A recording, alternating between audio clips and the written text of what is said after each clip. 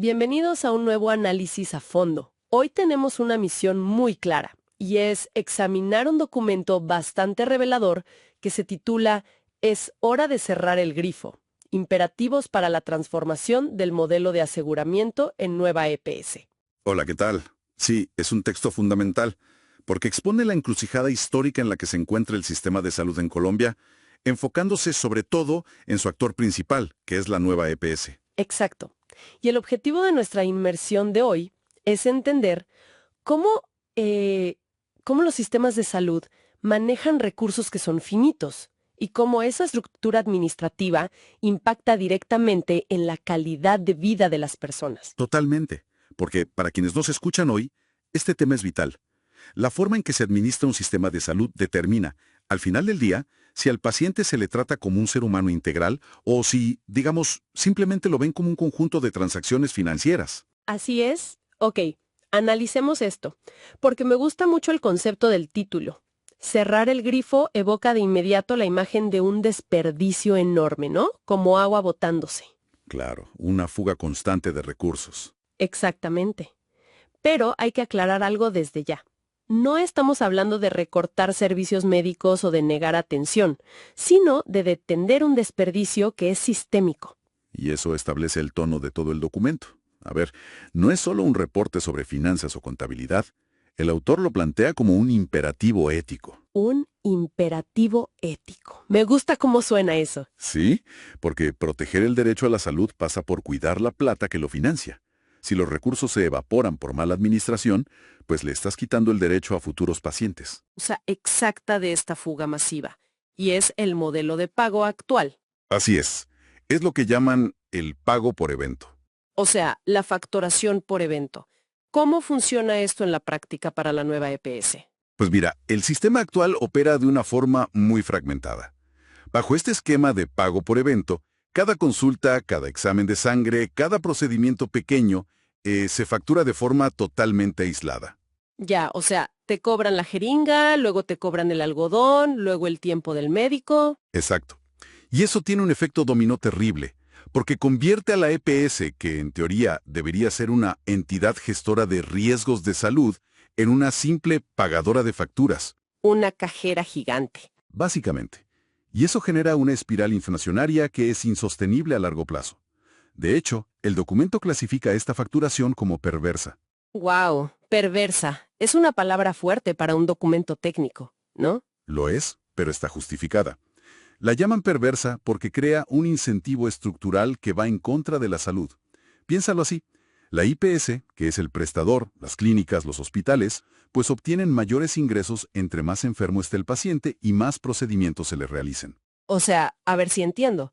Es como llevar un auto a un mecánico al que se le paga exclusivamente por cada pieza rota que encuentre en el momento, sin ninguna garantía integral sobre el motor. Exactamente esa es la lógica. Pues claro, bajo ese modelo, ese mecánico jamás te va a decir cómo cuidar el motor a largo plazo, porque su modelo de negocio, o sea, su ganancia, depende de que el auto siga fallando. Lo fascinante aquí es cómo eso se traduce al mundo médico.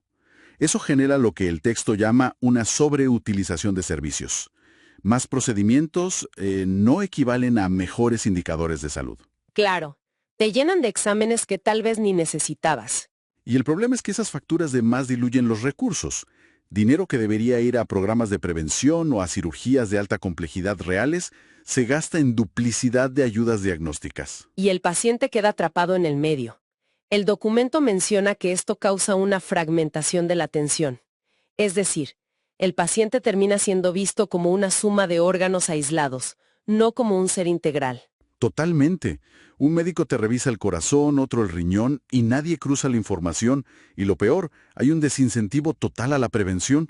A nadie le pagan por mantenerte sano. Qué fuerte. Y bueno, si hay una fuga tan evidente por culpa de estos pagos por evento, la pregunta que me surge de forma natural es, ¿por qué los mecanismos de control no detuvieron esto a tiempo? Y ahí entramos al segundo gran problema, el diseño de la auditoría. El documento señala un error estratégico enorme de la nueva EPS, que fue la centralización ineficaz de la revisión de cuentas. O sea, se llevaron toda la auditoría para la sede central. Exacto. Imagínate intentar auditar millones y millones de facturas desde un escritorio en la capital, totalmente desconectado de la realidad de los territorios. Se vuelve un agujero negro contable. Literalmente así lo describen. Una acumulación masiva de glosas, que son estas facturas objetadas o rechazadas, y cuentas que se quedan en el limbo. Pero espera, porque aquí tengo una duda. En el mundo corporativo tradicional, siempre nos dicen que centralizar operaciones ahorra costos, ¿verdad? Que estandariza procesos y es más eficiente. ¿Por qué en el sector salud este enfoque resultó ser un cuello de botella tan desastroso? Es una excelente pregunta. Y la respuesta está en que la auditoría de salud se volvió un ejercicio meramente administrativo y no médico-administrativo, que es lo que debería ser. Ah, entiendo. Pierden el contexto clínico de lo que están revisando. Exacto. Sin el contexto epidemiológico local, los números en una pantalla de computadora pierden todo su significado. Un pico de urgencias en la costa no significa lo mismo que un pico en la montaña. Claro, no sabes si hubo un brote de dengue real o si la clínica está inflando los números para cobrar más. Tal cual. Y la identificación de esos abusos ocurre demasiado tarde. Cuando la sede central por fin detecta un patrón sospechoso, ya han pasado meses. El pago ya se hizo y el daño patrimonial es irreversible. Es decir, la plata ya se perdió. Se perdió. Y hay otro efecto colateral gravísimo. Esta burocracia asfixia a los prestadores que sí son legítimos. Las clínicas honestas sufren por la demora en los pagos. Y si la clínica no tiene flujo de caja, pues afecta directamente la atención al usuario, porque no hay para insumos o para pagarle a los médicos. Es un círculo vicioso. Exacto.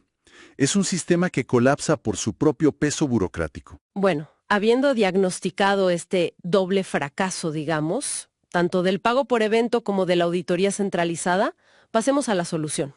Y aquí es donde se pone muy interesante, porque la fuente propone un cambio de paradigma total. Sí, la transición hacia lo que llaman las redes integrales de prestación de servicios de salud, o las RIPS por sus siglas. Las famosas RIPS, que básicamente buscan pasar de un modelo de volumen a un modelo de valor. ¿Cómo funciona esto financieramente? El pilar es la capitación y los pagos prospectivos. Esto significa que la EPS le traslada el riesgo primario al prestador para incentivar la eficiencia. O sea, en lugar de pagar factura por factura, le dan un presupuesto fijo a la clínica para que atienda a un grupo de personas durante un año, por ejemplo. Correcto. Y ellos tienen que administrar esa plata para mantener a la gente sana. Ok, pero a ver, si le trasladamos el riesgo financiero a los hospitales mediante esta capitación, ¿no corremos el riesgo opuesto? ¿A qué te refieres exactamente? Pues, ¿qué impide que ahora las clínicas empiecen a negar servicios que sí son necesarios simplemente para ahorrar dinero de ese presupuesto fijo y así inflar sus propias ganancias? Es un temor muy común y totalmente válido. Pero si conectamos esto con el panorama general del modelo propuesto, vemos que las redes integrales resuelven esto enfocándose en los resultados en salud, no en las actividades. O sea, tienen que demostrar que el paciente realmente mejoró. Exacto. La rentabilidad de la clínica bajo este nuevo modelo está atada a que el paciente no se complique.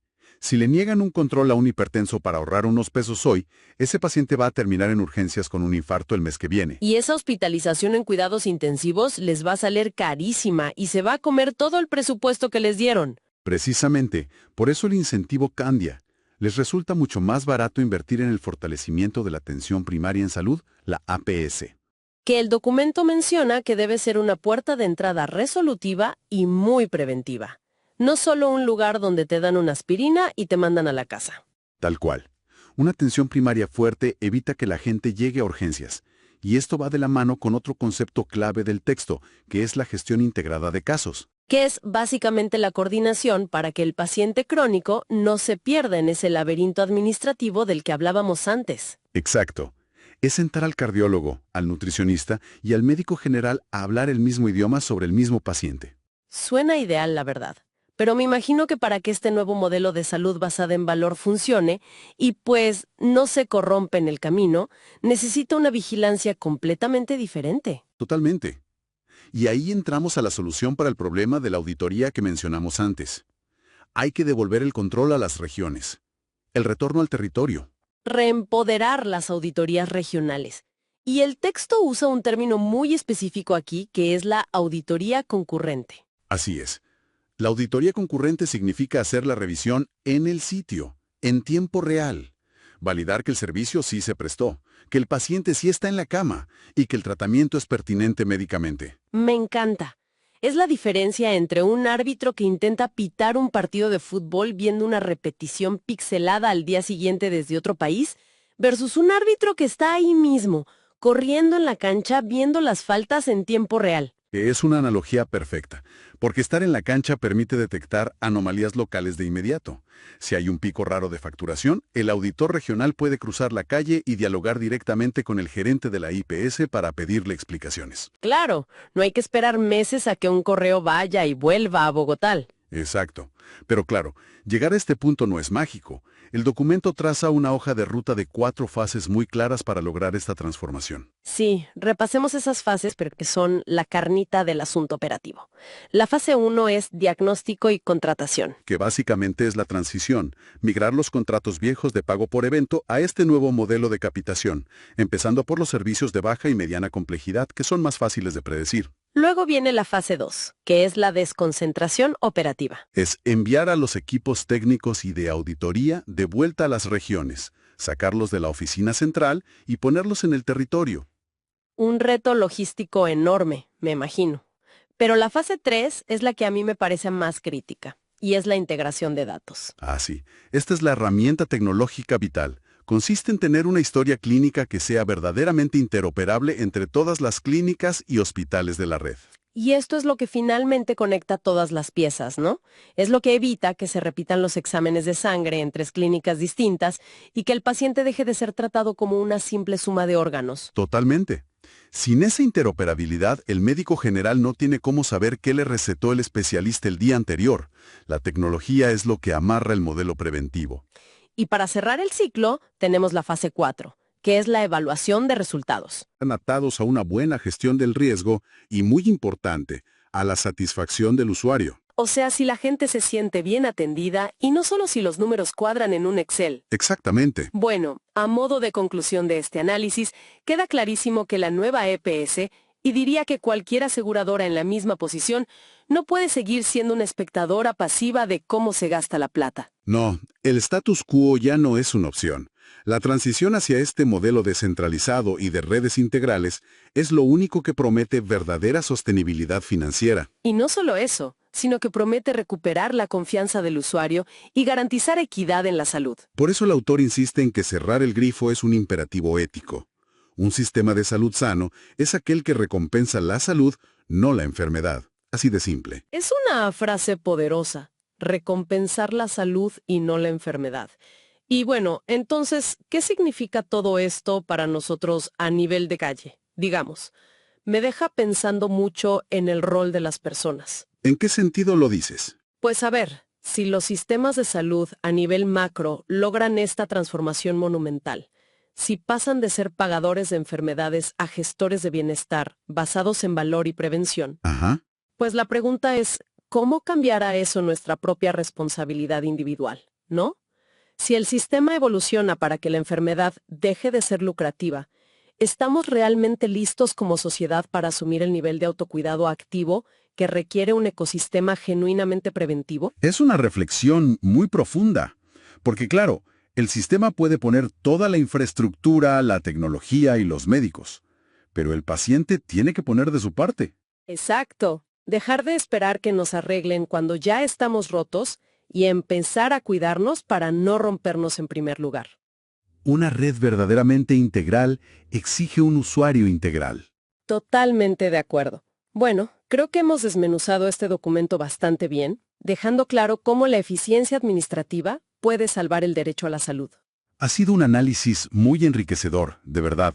Hay mucha tela por cortar todavía en la implementación, pero la hoja de ruta está trazada. Así es. Y con esa reflexión sobre nuestro propio rol en la salud, cerramos el tema de hoy. Muchísimas gracias a quienes nos sintonizan y nos encontramos en un próximo análisis a fondo.